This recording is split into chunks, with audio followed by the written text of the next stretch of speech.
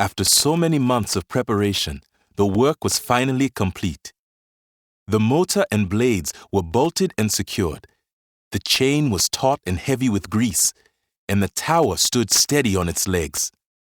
The muscles in my back and arms had grown as hard as green fruit from all the pulling and lifting. And although I'd barely slept the night before, I'd never felt so awake. My invention was complete. It appeared exactly as I'd seen it in my dreams. News of my work had spread far and wide, and now people began to arrive.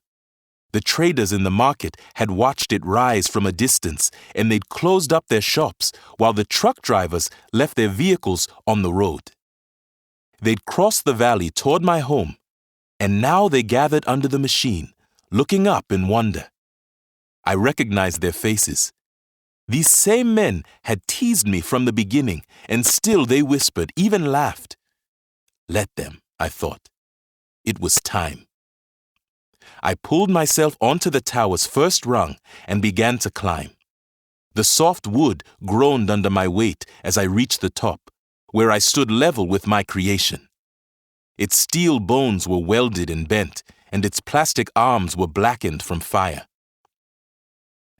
I admired its other pieces, the bottle cap washers, rusted tractor parts, and the old bicycle frame. Each one told its own story of discovery. Each piece had been lost and then found in a time of fear and hunger and pain. Together now, we were all being reborn. In one hand, I clutched a small reed that held a tiny light bulb. I now connected it to a pair of wires that dangled from the machine, then prepared for the final step. Down below, the crowd cackled like hens. "Quiet, everyone," someone said. "Let's see how crazy this boy really is."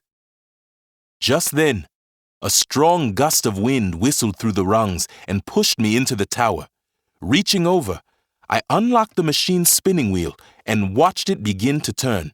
Slowly at first, then faster and faster, until the whole tower rocked back and forth.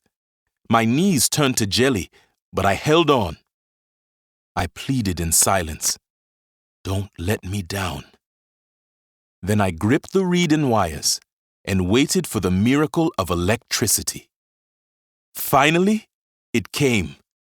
A tiny flicker in my palm, and then a magnificent glow. The crowd gasped, and the children pushed for a better look. "It's true," someone said. "Yes," said another. "The boy has done it.